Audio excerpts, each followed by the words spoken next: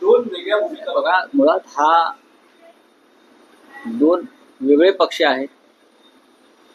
त्यांच्या पक्षांच्या मेळाव्यावर त्यांनी मांडलेल्या भूमिकांवर आम्ही कशा करता मत व्यक्त करायचं. पण अजितदादा पवार यांनी जी भूमिका मांडली ती या लोकशाहीमध्ये जे विरोधी पक्षाचं स्थान आहे त्याला छेद देणारी भूमिका. आंदोलन कशा करता करायचं. आम्ही जर आंदोलनं केली नाहीत विरोधी पक्षाने तर सत्ताधारी माजतील, राज्य देश लुटतील, महानगरपालिका जिल्हा परिषदा यांच्यावर डाके टाकतील, जनतेच्या प्रश्नांना कोणी वाचा फोडणार नाही. माननीय शरद पवार साहेबांनी हा जो पक्ष उभा केलाय त्यांचा तो सुद्धा नेतृत्व उभं केलं ते आंदोलनातून उभं केलं. शिवसेनेसारखा पक्ष हे एक आंदोलन आणि आम्हाला त्याचा अभिमान आहे. संयुक्त महाराष्ट्राचं आंदोलन झालं नसतं किंवा अशी अनेक आंदोलनं आम्ही केली नसती तर आज अजित पवार या महाराष्ट्राचे उपमुख्यमंत्री किंवा पुढारी झाले नसते. तुम्ही आंदोलनाचा अपमान करू नका. सत्तेत राहून लोकांची कामं एकेकाळी करता येत होती पण सत्ता आजकाल तिजोरी लुटायलाच वापरली जाते. हे माननीय अजित पवार यांच्या इतकं दुसरं कोणी त्याच्यावरती भाष्य करू शकणार नाही. गेल्या 10 वर्षात भारतीय जनता पक्ष आणि त्यांच्या बरोबर असलेल्या लोकांनी सत्तेत राहून सर्व क्षेत्रात आरोग्य असेल, सामाजिक न्याय असेल, महसूल असेल, शिक्षण असेल असं एकही विभाग नाही की जिथे लुटमार केली नाही सत्तेत राहून. आणि जनतेचे कोणते प्रश्न मार्गी लावले हे तुम्ही नरेंद्र मोदी यांना विचारा जाऊन विचारा त्यांना ना कोणते प्रश्न मार्गी लागले. सत्ता आहे, मजबूत सत्ता आहे. एक अकेला सप्पर भारी अशी सत्ता आहे.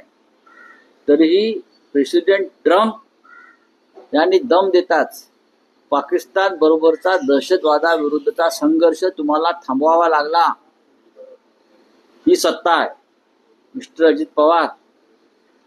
आणि सत्तेत राहून ज्यांनी गेल्या काही काळामध्ये प्रचंड लुटमार केली आणि त्यांच्या चौकशा सुरू झाल्यावरती ते पुन्हा सत्तेत गेले.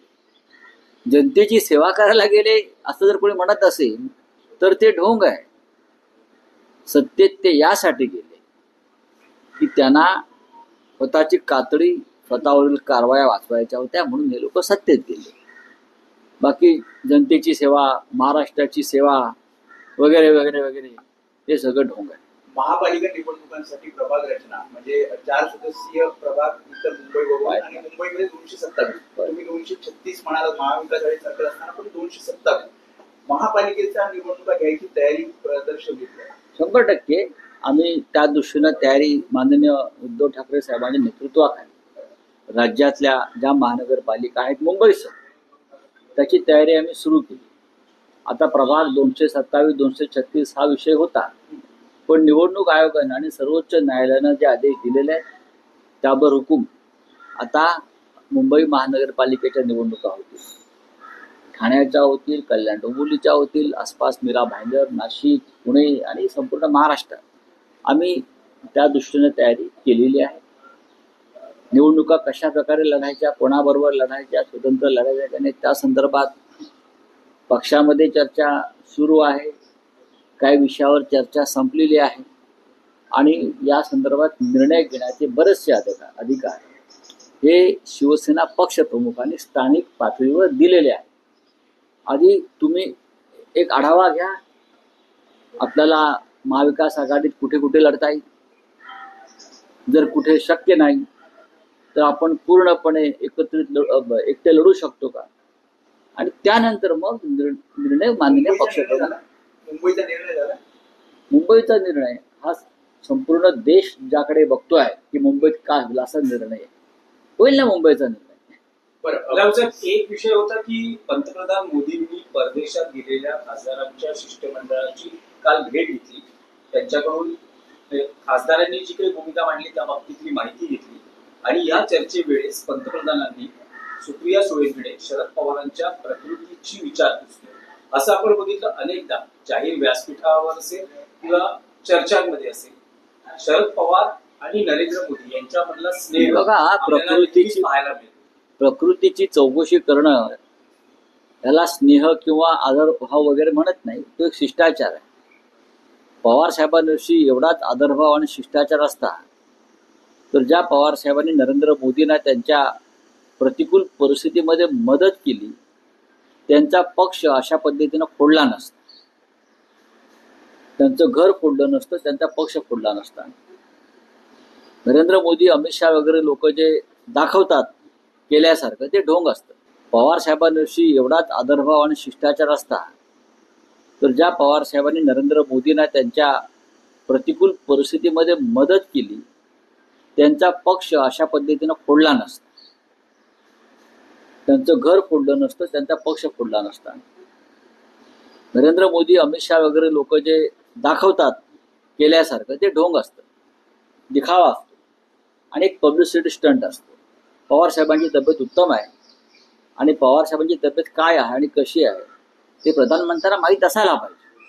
पण मी चौकशी केली, मी किती भावनाशील माणूस आहे बरं का, मला किती आदर आहे एखाद्या व्यक्तीविषयी. जसं शिवसेना प्रमुखांचा पक्ष त्यांनी फोडला, पण अधूनमधून भाषणामध्ये शिवसेना प्रमुखांचे गुणगान करून मी कसा शिवसेना प्रमुखांचा भक्त आहे हे दाखवायचं. भारतीय जनता पक्ष जर ढोंग आणि खोटारडेपणा ह्याच्यातला जर नोबेल पुरस्कार द्यायची वेळ आली तर तो भारतीय जनता पक्षाच्या अध्यक्षांना किंवा नरेंद्र मोदींनाच द्यावा लागेल. दुसरा त्यांना हेच नाहीये, कॉम्पिटिशनच नाहीये. राऊत साहेब, 19 जूनला शिवसेनेचा वर्धापन दिन आहे. त्याआधी शिवसेना आणि मनसेमध्ये आणखी एक मोठा इव्हेंट असणार आहे, तो म्हणजे 13 तारखेला आदित्य ठाकरे यांचा वाढदिवस आणि 14 तारखेला राज ठाकरे यांचा वाढदिवस. असं बघायला मिळते किंवा असं वातावरण निर्मिती होते की काका पुतण्या यांचा वाढदिवस यावेळेस एकत्र एका पद्धतीनं कसा साजरा करता येईल, दोन्ही कार्यकर्ते काका पुतण्या यांचा वाढदिवस कसा साजरा करू शकतील. तुम्ही याच्यावरती या विषयावर एक उत्तम निबंध तुम्ही या विषयावर लिहा. वाढदिवस कसे साजरे करावे त्याच्यावरती उत्तम निबंध लिहा. आमचं लक्ष आहे 19 जूनचा शिवसेनेच्या वर्धापन दिनावर. आणि मी वारंवार सांगतो की 19 जूनचा वर्धापन दिन हा विशेष असतो, हा विशेष असतो. महानगरपालिका निवडणुका आहेत, महाराष्ट्रात सत्तांतर झालेलं आहे निवडणुकी, त्यानंतरचा हा बहुतेक पहिला वर्धापन दिन येतो आहे. तर आम्ही वर्धापन दिनाच्या यशस्वी व्हावा सगळ्या संकल्पना त्यासाठी आमचं काम चालू आहे. थँक्यू. आप हिंदी में पूछे क्या आपका? संजय राठोड यांच्या खात्यामध्ये प्रचंड अनियमितता आढळून आलेली आहे. याचं जे उत्तर आहे ते अजित पवारांनी द्यायचं, कारण त्यांना जी सत्ता कशा करता हवी आहे तर लोकांची कामं करता यावी म्हणून हवी असं ते म्हणत होते. त्यांच्याच मांडीला मांडी लावून बसणारे संजय राठोड एक सहकारी आहे. त्यांनी सत्तेत राहून कसे भ्रष्टाचार, घोटाळे, खून, हत्या, दरोडे टाकले आहेत याच्यावरती एकदा अजित पवारांनी महाराष्ट्राला प्रवचन दिलं पाहिजे. एक आणखी विषय एनसीपीतला की जयंत पाटील यांनी स्वतःला प्रदेशाध्यक्ष पदावरून स्वतःला दूर करा, कारण जवळपास 7 वर्ष इतका कालावधी आपण या पदावर राहिलेलो आहोत आणि नव्या नेतृत्वाला संधी द्या अशी भूमिका व्यक्त केली आहे. त्याबद्दल काय सांगाल, कारण आता नव्या प्रदेशाध्यक्षांचाही शोध. बघा, जयंतराव पाटील एक प्रगल्भ विचार असलेले नेते, 7 वर्षापेक्षा जास्त काळ ते त्या पदावर असल्यावर त्यांनी त्यांच्या पक्षात जर अशी इच्छा व्यक्त केली असेल, अर्थात तो त्यांच्या पक्षाचा अंतर्गत विषय, तर अशा भूमिकांचं नेहमी स्वागत केलं पाहिजे की नवीन नेतृत्व निर्माण व्हावं. यासाठी वरिष्ठ नेतृत्व स्वतःहून जागा खाली करतं, हे सर्वत्र व्हायला पाहिजे. देशाच्या पंतप्रधानांनी ते केलं पाहिजे, महाराष्ट्रातल्या इतर प्रमुख लोकांनी हे केलं पाहिजे, सरकारमध्ये जे लोक बसले त्यांनी केलं पाहिजे. जयंत पाटलांनी एक आदर्श घालून दिलेला आहे. आता नरेंद्र मोदी 75 वर्षाचे होते सप्टेंबर महिन्यात, आणि त्यांच्या पक्षामध्ये एक परंपरा आहे की 75 वर्षानंतर